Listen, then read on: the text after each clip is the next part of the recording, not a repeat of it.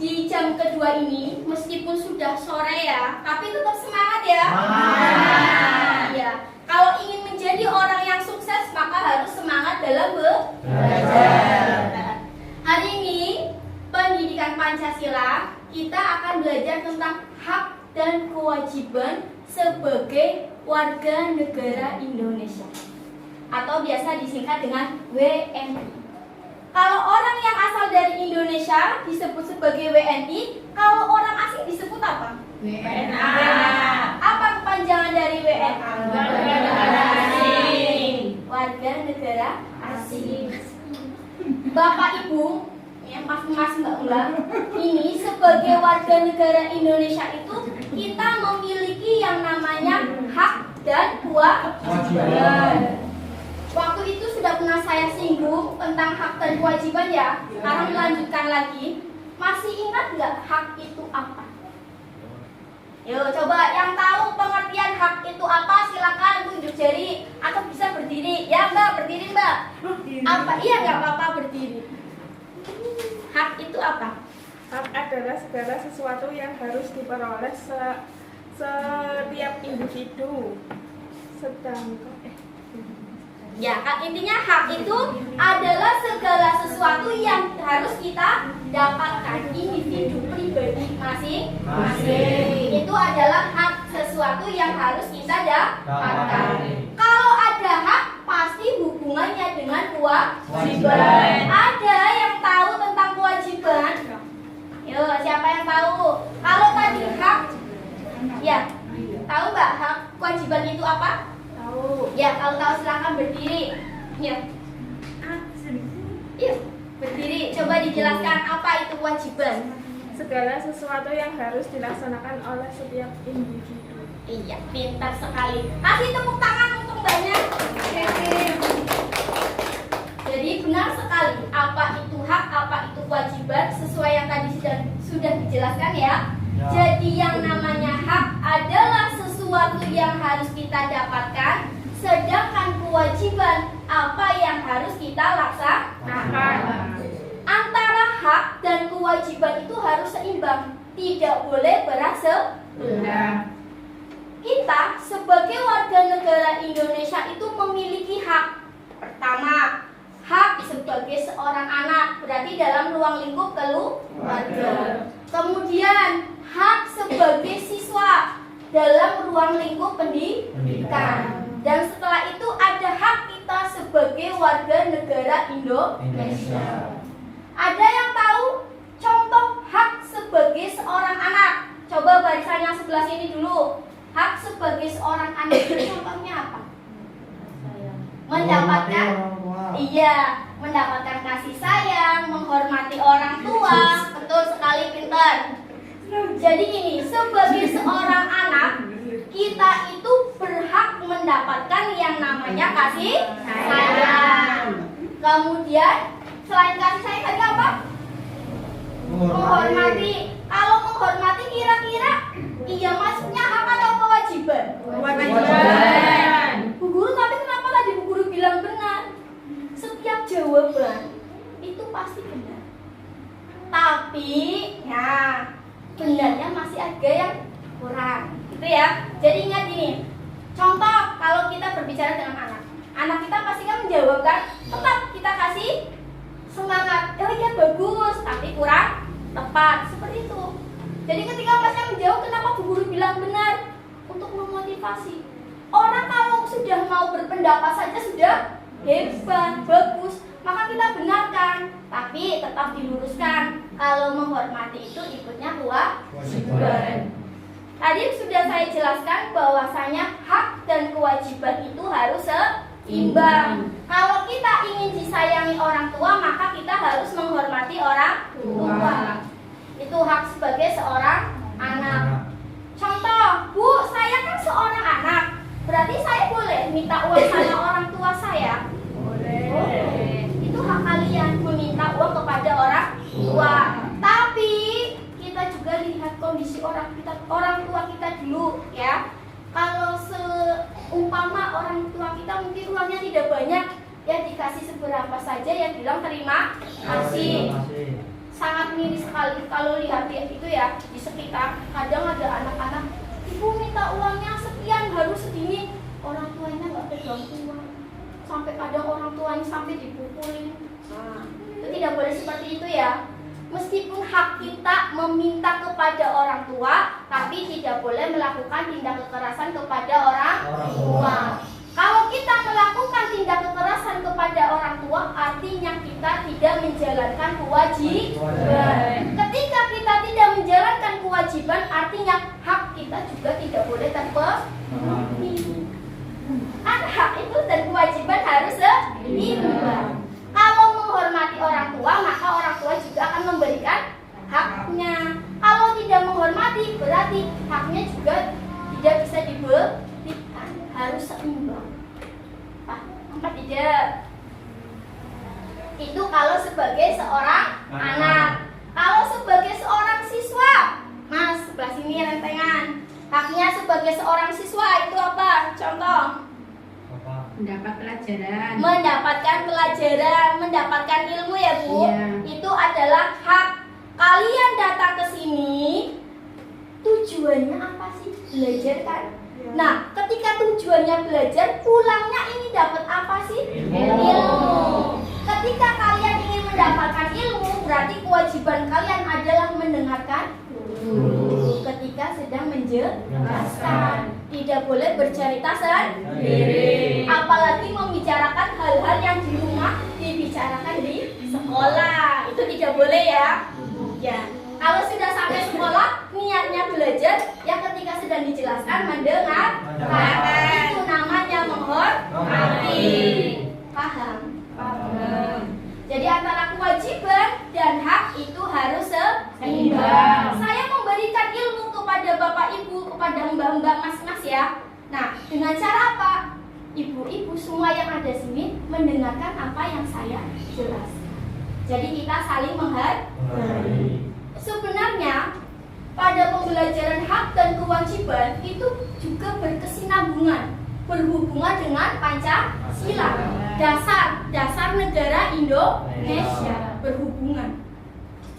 Yang sila kedua, coba Mas yang baju putih, sila kedua Pancasila apa Mas? Kemanusiaan yang adil dan beradab. Kemanusiaan yang adil dan beradab, saling menghormati, menghargai, saling tolong menolong, saling menyayangi. Seperti halnya di sini, ketika jenengan, bapak ibu semua yang ada sini, kepingin dapat ilmu dari saya, berarti harus menghargai saya. Saya berbicara di sini, yang mohon didengarkan. Itu adalah kewajiban dan hak saya, ya, dan hak bapak ibu dari saya, yaitu mendapatkan ilmu. Selain tadi di rumah sebagai seorang anak, sebagai seorang siswa di sekolahan, nah pelajaran kali ini hubungannya hak dan kewajiban kita semua sebagai warga negara Indonesia. Ada di sini yang WNA? Ada ya? Semua adalah yang mana? Iya Mas. Dari mana Mas? WNA apa WNI Mas? WNI. Apa itu WNI? Warga negara Indonesia. Warga negara Indonesia. Kalau Masnya warga negara Indonesia berarti punya KTP apa tidak? Belum. Belum. Usianya berapa? Baru mau 17. Baru mau 17. Kira-kira kalau dapat KTP itu berarti usia berapa? 17. Berarti sebentar lagi ya Mas ya? Ya. Karena KTP itu merupakan salah satu syarat ya, syarat yang harus dimiliki oleh seorang WNI jika usianya sudah 17 tahun ke atas. Bahkan bayi yang baru dilahirkan juga sekarang punya kartu identitas, namanya KIA. Kartu Indonesia Anak. Iya ada. Bentuknya seperti KTP Bu. Cuma kalau KTP dewasa warna biru, kalau anak-anak warnanya pink. Iya. Kalau akte tuh semua harus punya, ya. Punya akte semua ya. Nah, selain punya akte juga punya kakak, ya. Bukan kakak yang di rumah ya. Kakak identitas ya. kartu identitas keluarga. Warga negara Indonesia itu memiliki sebuah hak dan kewajiban. Kira-kira sebagai warga negara Indonesia itu kalian berhak apa sih? Hak kalian itu apa? Ya, ada yang tahu tidak? Haknya sebagai warga negara Indonesia itu apa? Memperoleh fasilitas kesehatan. Memperoleh fasilitas kesehatan. Ya, terus apa lagi? Hak atas pekerjaan dan penghidupan yang layak. Ya, betul. Ada lagi? Saling tolong menolong, Bu. Saling tolong menolong. Ya, boleh lah. Terus ada lagi? Sudah. Jadi gini, kita sebagai warga negara Indonesia itu berhak mendapatkan perlindungan dari pemerintahan negara Indonesia. Baik itu jaminan kesehatan, keselamatan, dan lain sebagainya. Contoh, sekarang kan ada BPJS ya? Iya. Ada yang BPJS dari pemerintah. Berhubung kalian semua ini adalah warga negara Indonesia, maka diberikan jaminan kesehatan. Kadang ada yang mendapatkan BPJS gratis dari pemerintah. Ada yang dapat seperti itu? Ada? Ya. Itu adalah hak kalian sebagai warga negara Indonesia. Bu, saya warga negara Indonesia, tapi kok BPJS saya bayar? Teman saya, saudara saya kok tidak bayar? Karena tidak serta-merta mendapatkan gratis semua. Tapi biasanya ada potongan-potongan tersendiri. Contoh mungkin biaya operasi sekian juta hanya bayar berapa juta. Itu kan juga dari pemerintah. Tetap pemerintah itu melindungi kita tanpa kita sadari. Tinggal bagaimana saja kita melakukan prosedur yang sudah ada. Contoh, saudara saya ada yang mau melahirkan. Harusnya dia itu bayar BPJS setiap bulan karena tidak mendapatkan BPJS dari pemerintah. Tapi selama 3 tahun itu tidak pernah di-story. Kan kalau dihitung banyak sekali ya. Kemudian ketika mau melahirkan sesar, otomatis kan bayarnya sampai 10 juta ke atas kan. Uangnya tidak ada. Kalaupun mau ditutup yang 3 tahun itu, nominalnya juga banyak. Akhirnya diurus ke balai desa, kemudian ke pihak BPJS. Akhirnya yang tunggakan itu bisa tertutup tanpa bayar, kemudian untuk di rumah sakitnya juga tidak bayar. Itu berarti pemerintah kan masih peduli dengan kita. Yang penting kita mengikuti prosedur yang sudah ada. Lah aku bukan bayar samene Bu, samene sekian Bu. Nah karena tidak mau mengurus. Jadi kalau ingin mendapatkan jaminan kesehatannya gratis ya berarti harus mau capek. Artinya mau mengurus ketingkatannya. Tadi ke desa, nanti kalau ke desa dapat pengantar langsung ke BPJS. Nah, iya. Karena kesehatan masyarakat Indonesia itu aslinya pemerintah itu mau menangani, mau membantu, asalkan tadi mau mengikuti prosedur. Itu ya. Jadi jangan berpikiran lah pemerintah egois kok Bu saya nggak dapat ini. Jangan seperti itu. Kita lihat dulu alurnya. Ada kan seseorang itu malas untuk ngurus. Lah mending aku bayarnya daripada ngurus-ngurus kesel. Ada yang seperti itu. Padahal bisa diurus. Kemarin saudara saya yang harusnya nutup sampai 3 juta nggak ketutup, malah operasinya gratis, BPJS-nya yang tadi dibayar jadi ditanggung oleh pemerintah. Akhirnya sampai sekarang tidak usah membayar bulanan BPJS. Itu karena mau mengurus. Tapi biasanya syaratnya minta surat keterangan dari balai desa bahwa orang tersebut warga tidak mampu.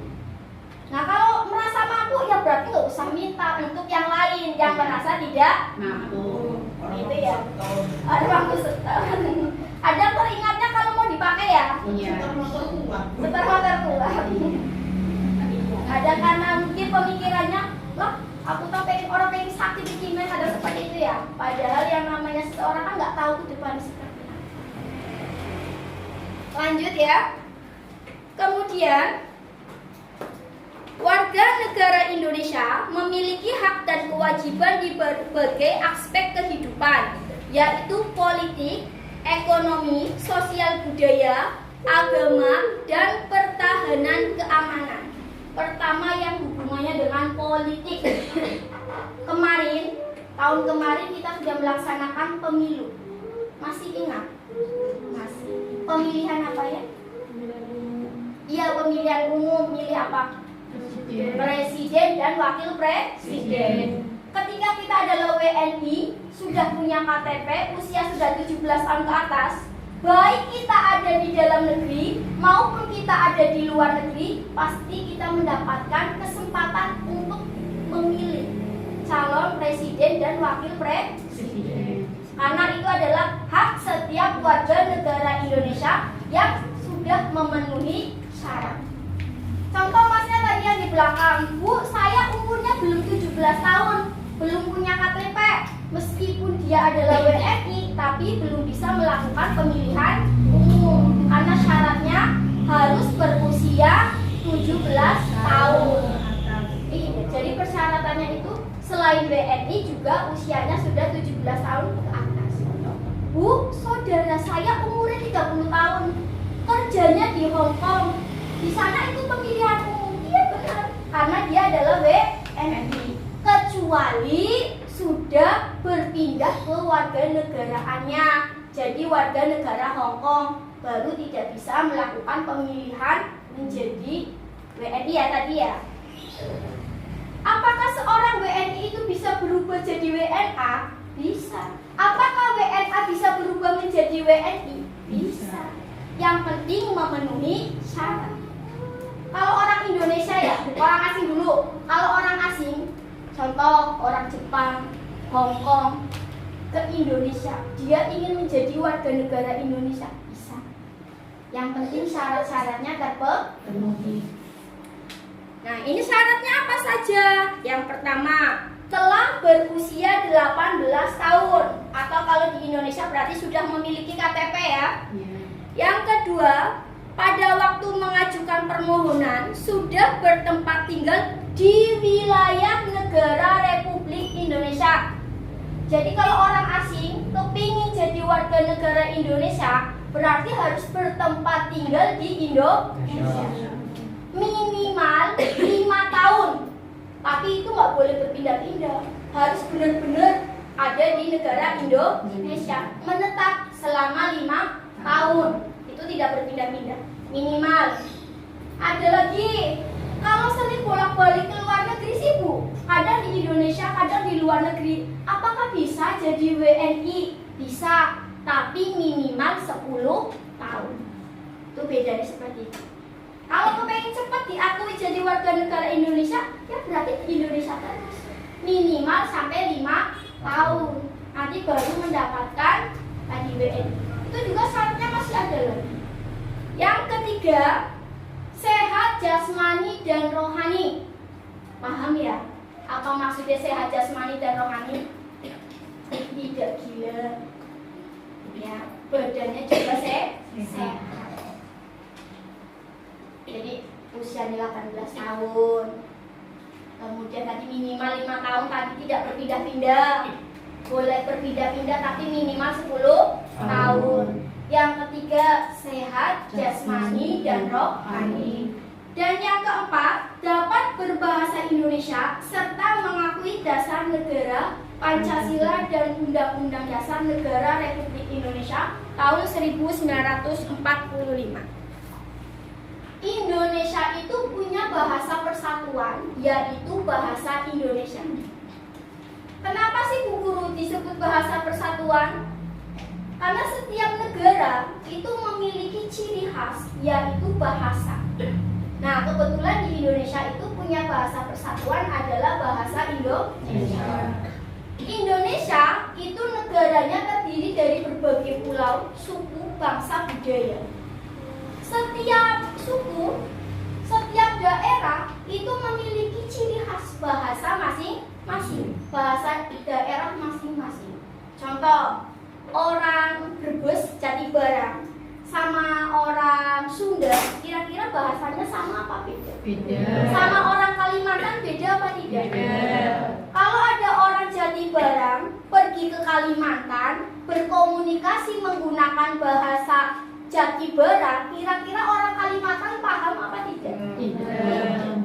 Nah, untuk solusinya bagaimana supaya komunikasi itu tetap berjalan? Kita menggunakan bahasa persatuan, yaitu bahasa Indonesia. Jadi kemanapun kita pergi, ya, kalau itu berbeda suku, berbeda pulau, kita gunakan bahasa Indonesia untuk mempermudah komunikasi. Makanya kan di setiap sekolahan di negara Indonesia pasti dipelajari yang namanya bahasa Indonesia. Siaran televisi itu juga biasanya menggunakan bahasa Indonesia. Guru ada yang pakainya bahasa Jawa, itu biasanya channel-channel khusus. Ya, kalau channel yang nasional ya pakainya bahasa Indonesia, bahasa pemersatu bangsa. Selain seorang WNA itu harus bisa bahasa Indonesia, dia juga harus mengakui tentang dasar negara Indonesia, yaitu Pancasila. Pancasila, panca itu artinya 5. Pancasila berarti ada 5 sila yang harus diakui. Antara sila ke-1 sampai sila ke-5 itu saling berhubungan, saling berkesinambungan. Contoh, Mas yang belakang, sila ke-1 Pancasila bunyinya apa, Mas? Ketuhanan yang Maha Esa. Ketuhanan yang Maha Esa. Ya mbaknya, kalau ketuhanan yang Maha Esa simbolnya apa? Bintang. Artinya apa sih, Bu? Kenapa harus ketuhanan yang Maha Esa? Kita kan semua agamanya Islam, Bu, di sini, ya. Harusnya kan pakainya Allah, Bu. Kenapa pakainya Tuhan? Di Indonesia itu ada 6 agama yang diakui, ya. Yang dianut oleh warga negara Indonesia itu ada 6 agama. Maka dari itu, untuk sila pertama, agar tidak terjadi perselisihan, bunyinya adalah ketuhanan yang Maha Esa. Di dalam sila pertama itu memiliki makna bahwasanya kita itu setiap manusia memiliki kepercayaan. Kita harus saling toleransi antar umat beragama, harus saling menghormati, harus saling menghargai. Mas yang warna biru bajunya, coba 6 agama yang diakui di negara Indonesia apa saja? 1, 2, 3, 4, 5. Yang ke-6 Konghucu. Pintar. Tepuk tangan untuk Masnya. Betul sekali. Jadi 6 agama yang diakui di negara Indonesia: 1 Islam, 2 Kristen, 3 Katolik, 4 Hindu, 5 Buddha, dan 6 Konghucu. Dengan adanya 6 agama yang diakui di negara Indonesia, itu tidak mengakibatkan Indonesia itu terpecah belah, tidak. Justru harus harmonis, harus rukun, harus saling menghargai, harus saling menghormati. Lalu apakah ketika kita berbeda agama boleh berteman, boleh bersaudara? Boleh. Karena sebenarnya kita semua itu punya yang namanya hak asasi manusia, hak untuk memilih keyakinan mana yang diminati. Karena menurut pakar mengatakan bahwasanya setiap agama itu pasti menginginkan yang terbaik untuk umatnya. Jadi semua agama itu baik. Terlepas kita agama Islam atau Hindu, ya. Jadi intinya setiap agama itu menginginkan umatnya yang terbaik. Tinggal bagaimana kita itu sertnya di agama yang mana. Tapi kita tidak boleh mempengaruhi teman kita. Ketika teman kita beragama beda dengan kita, tidak boleh mempengaruhi. Aku masuk agamanya aku saja Islam. Jangan. Itu hak mereka. HAM itu nanti ada pasalnya sendiri. Kalau seseorang, ya, kemudian merampas hak orang lain, itu ada hukumannya, ada sanksinya, sudah ada pasalnya. Jadi harus hati-hati ketika berbicara. Untuk sila yang kedua, coba Mas yang pakai baju batik, bunyinya apa sila kedua? Saya adil dan beradab. Kemanusiaan yang adil dan beradab. Yang pertama hubungan antara manusia dengan Tuhannya, dan yang kedua hubungan manusia dengan manusia, saling menghargai. Ketika ada orang yang sedang berbicara, ya kita mendengarkan. Begitu sebaliknya, kalau ada orang lain sedang berbicara, ya kita yang mendengarkan, satu persatu berbicara. Kemudian saling tolong menolong. Kalau kita punya tetangga, punya saudara, punya teman yang kesusahan, yang kita diwajibkan untuk menolong. Guru orang bisa, soalnya yang dia butuhkan itu saya tidak bisa memenuhi, ya minimal kita memberikan semangat. Contoh, teman kita punya sakit, sakitnya itu sudah sakitnya, apa mas? Sakitnya itu sudah lumayan parah. Dia kepengennya sehat. Kita kan tidak bisa menolong terus jadinya sehat gitu ya. Minimal kita memberikan semangat, motivasi. Karena sebenarnya tidak ada yang tidak mungkin di dunia ini ketika Allah sudah berkehendak. Kemudian untuk sila yang ketiga, Ibu yang pakai kacamata, sila ketiga Bu. Persatuan Indonesia. Persatuan Indonesia bersatu. Artinya tidak ada perbedaan. Warga negara Indonesia itu disamakan, tidak dibeda-bedakan, disuruh hidup rukun bersatu. Indonesia bisa melawan penjajah, bisa merdeka seperti saat ini karena pada masa-masa itu Indonesia itu memiliki rasa persatuan yang kuat. Sampai saat ini juga Indonesia memiliki rasa persatuan.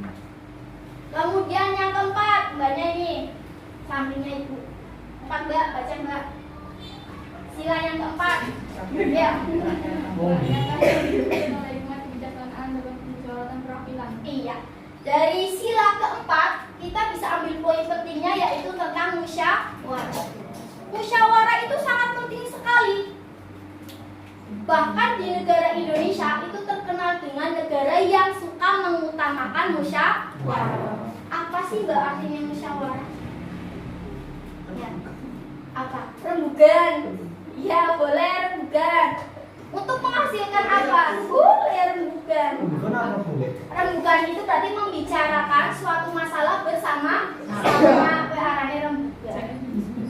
Ya, berdiskusi, pintar. Lalu apa sih gunanya rembugan? Lalu apa sih gunanya diskusi? Nah, gunanya itu untuk memperoleh atau memecahkan masalah dan mencapai tujuan bersama. Ketika sedang bermusyawarah, siapa saja anggota yang di dalam musyawarah itu boleh berpendapat, ya, boleh berpendapat. Asalkan ketika berpendapat itu harus sesuai dengan tema, ya Mas ya. Contoh, nanti akan diadakan perlombaan untuk menyambut kemerdekaan negara Indonesia. Biasanya kan setiap RT ada ya kegiatannya, itu dikumpulkan. Ketika dikumpulkan, kalian sebagai anggota musyawarah boleh, Bu, Pak, nanti perlombaannya biar rame ketuk kendir, lombanya ini boleh berpendapat. Tapi ketika nanti sudah dirembuk terakhiran ya, kok pendapat kita kok nggak diterima? Ya berarti harus lapang dada, tidak boleh emosi. Yang pendapatnya diterima, ya tidak boleh Kemudian ketika sedang melakukan musyawarah, gunakan bahasa yang sopan, bahasa yang baik, tidak boleh saling menyindir. Ini kebiasaannya. Kadang kenapa sih musyawarah tiba-tiba kok bertengkar, berselisih paham, yang iya emosi, akhirnya jangankan tujuan bersama ya, untuk persaudaraan saja akhirnya pecah Bu. Itu biasanya karena apa? Kurang bisa mengendalikan. Ingat, berpendapat yang baik, tidak boleh menyinggung, pendapatnya disesuaikan dengan tema. Jika pendapatnya tidak diterima, lapang dada. Berarti ada pendapat yang lebih baik. Yang pendapatnya diterima, jangan merasa sombong kayak ya, aku tahu pinter loh pendapatnya diterima. Tidak boleh seperti itu. kita semua bisa. Ingat, setiap manusia punya hak asasi manusia, boleh berpendapat. Yang penting pendapat yang tidak boleh nyeleneh, ya. Kemudian dengan adanya sosial media sangat miris sekali. Ini biasanya kaum muda, ya. Kadang di sosial media itu bikin status atau membalas komentar, ya. Itu juga harus hati-hati, gunakan bahasa yang baik, bahasa yang sopan. Karena kadang mulut kita atau tulisan kita kan asalnya dari mulut kita, ya. Itu ketika tidak tepat, tidak sesuai atau bahasanya kurang baik, itu bisa menimbulkan perselisihan. Tadinya perselisihan di antara dua orang, sejak teman-temannya akhirnya jadi rame. Contoh ketika tawuran pelajar, asal mulanya apa sih? Kebanyakan itu dari ucapan yang kelihatannya itu sepele, tapi bisa menjadi menakutkan, ya. Kadang tindak kriminal sampai ada yang dibunuh dan seterusnya, itu karena apa sih? Karena ucapan. Maka dari itu kita harus berhati-hati dalam mengucapkan. Berkata itu harus berhati-hati. Kalau kita mau berpendapat, dipikirkan dulu kira-kira menyinggung orang lain apa tidak, ya, menyakiti hati orang lain apa tidak, ya. Karena ketika ucapan itu sudah menyakiti hati orang lain, itu biasanya susah. Kalau sekarang sedang tenar-tenarnya bullying, ya. Bullying itu tidak hanya kekerasan fisik, ucapan saja itu termasuk bullying. Menyakiti hati orang lain itu bullying. Kenapa? Karena itu akan membuat perasaan seseorang menjadi gelisah, pikiran terus. Iya, orang bisa tuh. Padahal kan orang yang ngomongi kita kadang kan enteng sekali, tapi kan sih diomongin kadang pikiran. Itu termasuk bullying. Kalau sudah termasuk bullying, kemudian kita laporkan ke pihak yang berwajib, bisa terkena. Jadi harus hati-hati. Cuma kadang kita kan punya rasa kemanusiaan, kan semua saya cuy jadi masalah kan, ya. Tapi kadang kalau orang yang paham, ketika ada orang yang berkata tidak sesuai, tidak baik tentang diri kita, bilang bahwa itu bisa terjadi sanksi hukuman untuk orang tersebut. Cuma karena kita adalah orang yang baik-baik, ya, ketika ada orang yang hilang membicarakan kita, berkata buruk tentang kita, ya sudah dimaafkan. Semoga menjadi ladang pahala untuk diri. Kemudian yang kelima, ya Mbak, yang kelima bunyinya apa? Yang kelima, keadilan sosial. Bahwasanya setiap manusia, masyarakat Indonesia itu mendapatkan keadilan yang sama, ya, memiliki keadilan yang sama, tidak boleh dibeda-beda. Kemudian yang terakhir adalah tentang Undang-Undang Dasar. Terakhir kali pernah mendengarkan bunyi Undang-Undang Dasar itu kapan? Sedang sekolah, upacara. Biasanya kalau Undang-Undang Dasar itu dibacakan saat upacara, ya, upacara hari Senin kan. Jadi selain ada Pancasila, undang-undang juga termasuk hal yang penting di dalam ruang lingkup negara Indonesia. Yang selanjutnya tadi sudah tentang Pancasila, harus tahu tentang Pancasila. Kemudian tidak pernah dijatuhi pidana karena melakukan tindak pidana yang diancam dengan pidana penjara 1 tahun atau lebih. Jadi kalau seorang warga negara asing, ini syarat yang kelima, ya, kalau warga negara asing mau jadi warga negara Indonesia, itu tidak boleh punya catatan kriminal minimal 1 tahun atau lebih. Jadi kalau hanya seminggu, mungkin ada salah paham, itu tidak apa-apa, tidak ada masalah. Tapi kalau sudah sampai 1 tahun di penjara bahkan lebih, berarti kan kasusnya sudah lumayan, ya, tindak kriminalnya sudah terlalu lumayan, itu sudah tidak bisa menjadi warga negara Indonesia.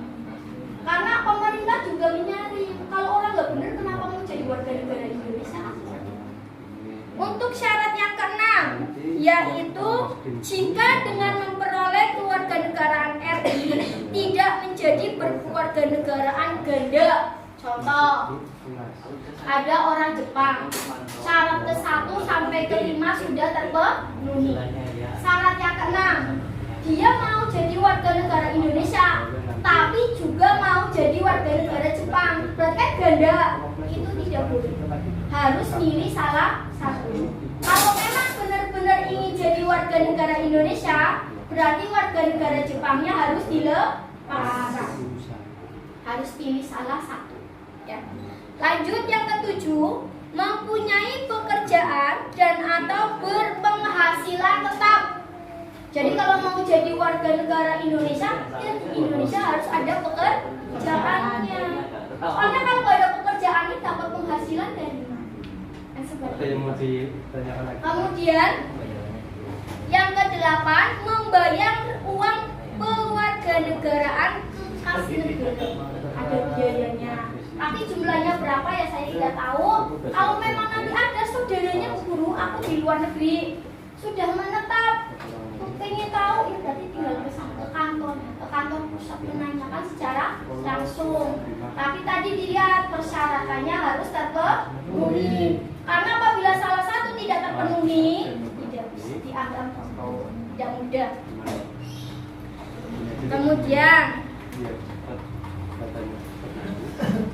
untuk selanjutnya, pada pasal 4 Undang-Undang Nomor 12 Tahun 2006 menyatakan bahwa pada prinsipnya seorang anak yang lahir dari orang tua warga negara Indonesia atau lahir di wilayah Negara Kesatuan Republik Indonesia dapat menjadi warga negara Indonesia.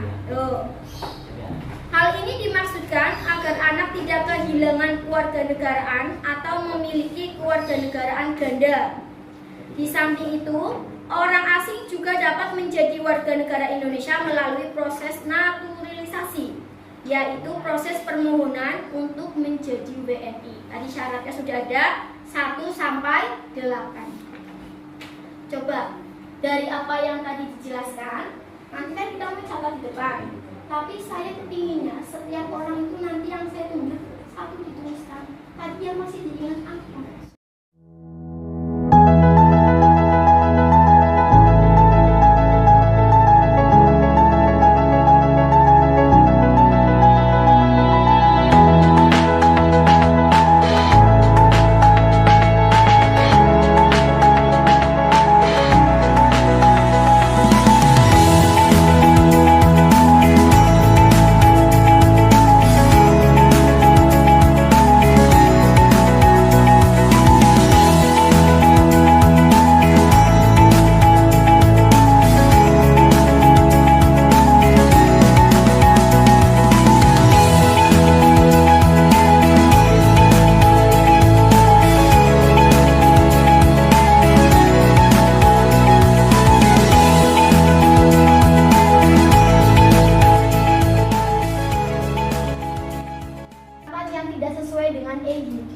Ingat-ingat ya. Jadi dalam penulisan singkatan saja itu ada aturannya. Ya, ingat-ingat. Membayar uang kewarganegaraan ke kas negara, betul. Tidak pernah dijatuhi pidana minimal 1 tahun atau lebih. Ya, minimal berarti paling sedikit ya. Kemudian tinggal di wilayah Indonesia. Indonesia di sebelah sini ya, Indonesia. Minimal 5 tahun dan 10 tahun apabila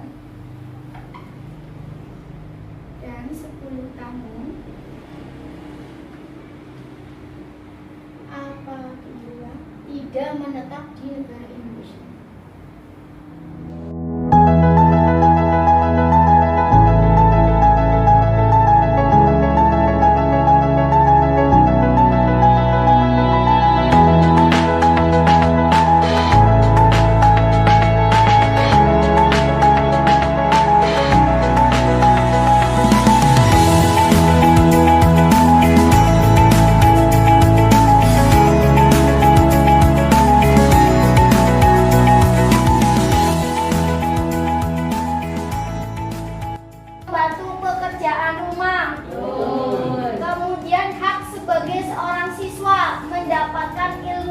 pelajaran. Betul.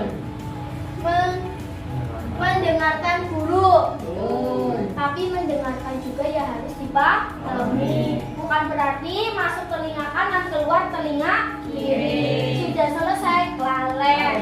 Ada yang suka seperti itu? Ada. Itu berarti penyakit lupa.